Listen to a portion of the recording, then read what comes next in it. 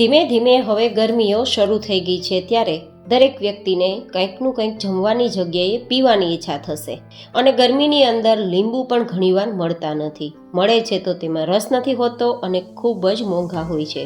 તો આજ ડિમ્પલ્સ ડિશીસમાં લીંબુના ઉપયોગ વગર, ખાંડ કે સાકરના ઉપયોગ વગર માત્ર મિનિટોમાં આપણે લીંબુ શરબત તૈયાર કરીશું, જેનો સ્વાદ ખૂબ સરસ આવશે અને તમને ગરમીથી બચાવશે અને જમવાની જરૂર પણ નહીં પડે. તો ચલો મારી સાથે લીંબુ વગર લીંબુ શરબત બનાવવાની રેસીપી શરૂ કરીએ. તો જેમના માટે સૌ પ્રથમ આપણે 1 ચમચી જેટલા તકમરિયા લેશું. તકમરિયાની અંદર થોડું પાણી ઉમેરશું અને પછી તેને 2 મિનિટ માટે આ રીતે છોડી દેશું અથવા થોડીવાર માટે ચલાવશું. તો ફટાફટ તકમરિયા ફૂલી જશે. તકમરિયા છે તે પેટની ગરમીને દૂર કરવા માટે અકસીર દવા છે, જેનો કોઈ ખાસ ટેસ્ટ નથી હોતો, જેથી દરેક વ્યક્તિને પસંદ પણ આવે છે, પણ પેટ માટે ધી બેસ્ટ કામ કરે છે. જો હોય તો ઉમેરજો, નહીં તો સ્કીપ કરી શકો છો. હવે આપણે તેને સાઈડમાં રાખી દઈશું.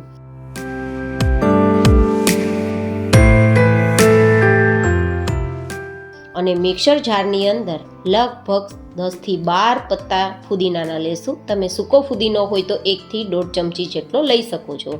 ફુદીનો છે તે પણ પાચન કરવામાં ખૂબ મહત્વનું કામ કરે છે અને સાથે પેટની અંદર બળતરા થતી હોય તો શાંત કરી ઠંડક આપવાનું કામ કરે છે.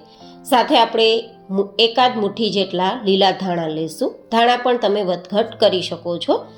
આ રીતે બંને વસ્તુ છે તે પેટની ગરમીને ઠંડક આપવામાં ખૂબ મહત્વનો ભાગ ભજવે છે. તો આપણે આ રીતે લીધું છે.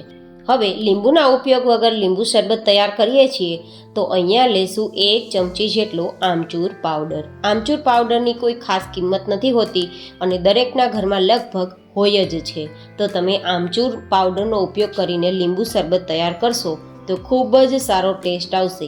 લીંબુ શરબતના ટેસ્ટ કરતાં પણ તમને વધુ સ્વાદિષ્ટ લાગશે અને આમચૂર પાવડર એ કાચી કેરીમાંથી તૈયાર થતો હોવાથી તેના ગુણધર્મો પણ તમને મળી જશે અને વિટામિન સીનો સોર્સ હોવાથી તમને એનર્જી ખૂબ સારી મળશે અને ગરમીથી કે લૂથી બચાવશે.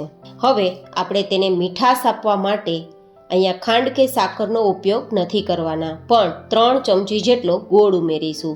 તમને લાગશે કે ગોળની પ્રકૃતિ તો ગરમ હોય છે, તો ઉનાળાની ગરમીથી બચવા કઈ રીતે ગોળનો ઉપયોગ કરી શકાય? પણ ગોળ જ્યારે પાણી સાથે મિક્સ થાય ત્યારે તે પેટને ઠંડક આપવાનું જ કામ કરે છે. તો અહીંયા આપણે ગોળ ઉપયોગમાં લઈ શકીએ છીએ. જોકે તમારે સાકર ઉપયોગમાં લેવી હોય તો સાકર પણ હેલ્ધી ઓપ્શન છે. હવે 1/4 ટીસ્પૂન જેટલું આપણે સેંધા નમક ઉમેરીશું.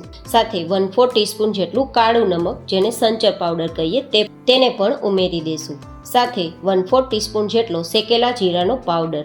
શેકેલા જીરાનો પાવડર ઘરમાં ના હોય તો આખું જીરું પણ લઈ શકો છો. અને હવે 2 ગ્લાસ જેટલું પાણી ઉમેરશું. અહીંયા 2 થી 3 વ્યક્તિને થઈ શકે તેટલું શરબત તૈયાર કરવા માટે મેં આટલી સામગ્રી ઉપયોગમાં લીધી છે. તો મીડિયમ સાઇઝના ગ્લાસ હોય તે 3 ગ્લાસ જેટલું શરબત થઈ જશે. તો હવે તેને આપણે ઢાંકી દઈશું અને ગ્રાઇન્ડ કરી લઈશું. આ રીતે તૈયાર થયેલા શરબતને બાળકો એક્ઝામ સમયે સ્કૂલે જતા હોય ત્યારે પણ તેમને બોટલમાં ભરીને આપી શકો છો. જોબ કરતી વ્યક્તિ પણ ઓફિસ અથવા તો જે જગ્યાએ જોબ કરે છે ત્યાં લઈ જઈ શકે છે.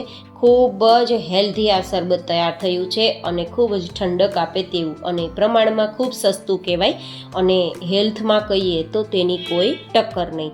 તો આવું આ શરબત આપણે સર્વ કરી લઈએ. સર્વ કરવા માટે તમે ચોઈસ પ્રમાણે બરફના ટુકડાનો ઉપયોગ કરી શકો છો, પણ હું થોડી ઠંડક આપવા માટે 2-3 આઈસ ક્યુબ સાથે આપણે તકમરિયા જે પલાળ્યા હતા તો આટલા સરસ ફૂલી ગયા છે, તો 1 થી 2 ચમચી જેટલા ઉમેરું છું.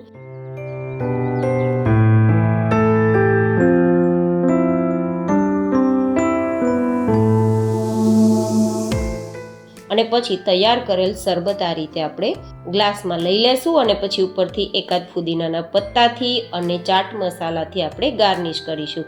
તો તૈયાર છે ખૂબ જ હેલ્ધી અને પેટને ઠંડક આપે તેવું લીંબુના ઉપયોગ વગર લીંબુ શરબત. તો તમને મારી આજની આ રેસીપી કેવી લાગી મને તમે જરૂર બતાવજો. ફરી મળીશું એક નવી જ હેલ્ધી રેસીપી સાથે. ત્યાં સુધી stay healthy and stay happy.